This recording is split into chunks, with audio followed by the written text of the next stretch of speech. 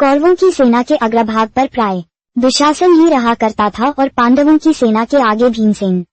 बाप ने बेटे को मारा, बेटे ने पिता के प्राण लिए, भांजे ने मामा का वध किया, मामा ने भांजे का काम तमाम किया। युद्ध का ये दृश्य था।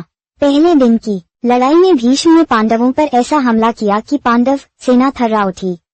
युधिष्ठिर के मन में भय छा गया। दुर्योधन आनंद के कारण झूमता हुआ दिखाई दिया।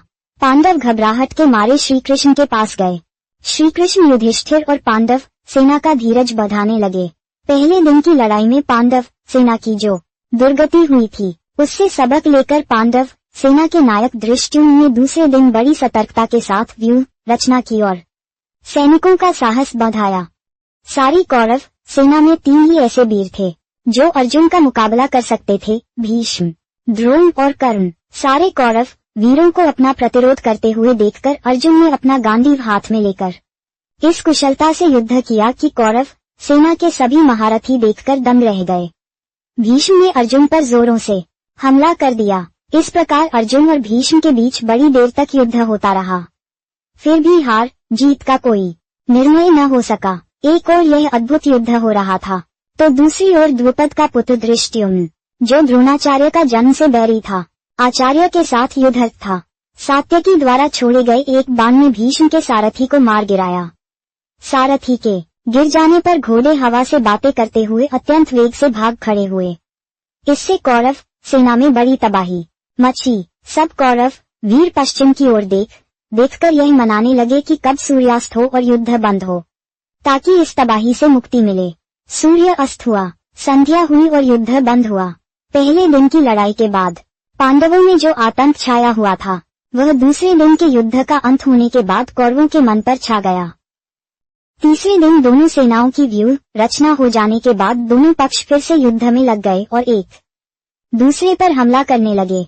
भीमसेन द्वारा चलाए एक बाण से दुर्योधन जोर का धक्का खाकर बेहोश हो गया और रथ पर गिर पड़ा। ये देखकर उसके सारथी ने सोचा कि दुर्योधन को लड़ाई के मैदान से हटा लिया जाए, जिससे कौरव सेना को दुर्योधन के मूर्छित होने का पता न चले।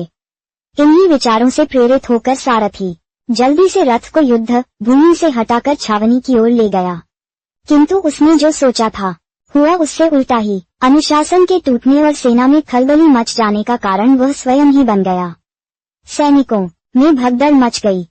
इधर पांडवों की सेना में आनंद छाया हुआ था। दिन के पहले भाग में उन्होंने कौरव सेना पर जिस प्रकार हमला करके उसे तितर बितर कर दिया था, उन्हें इस बात की आशा न थी कि भीष्म इस बिखरी हुई सेना को फिर से इकट्ठा करके उन पर टूट पड़ेंगे। भीष्म ने ऐसा भयानक हमला किया कि पांडव सेना के पांव उखड़ गए। श्री कृष्ण, अर्जुन और शिखंडी के प्रयत्नों के बावजूद सेना अनुशासन में न रह सकी। भीष्म के छोड़े गए कई बाण अर्जुन एवं श्रीकृष्ण के शरीर पर लग ही गए। इस पर श्रीकृष्ण को असीम क्रोध आ गया। उनसे रहा न गया। उन्होंने खुद भीष्म को मारने की ठानी।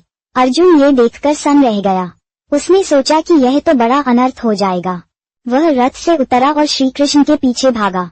अर्जुन के आग्रह पर श्रीकृष्ण वापस लौटकर फिर से अर्जुन का रथ हाँकने लगे। श्रीकृष्ण के इस कार्य से अर्जुन उत्तेजित हो उठा और कौरव सेना पर वह वज्र के समान गिरा। शाम होते होते कौरव सेना बड़ी बुरी तरह से हार गई।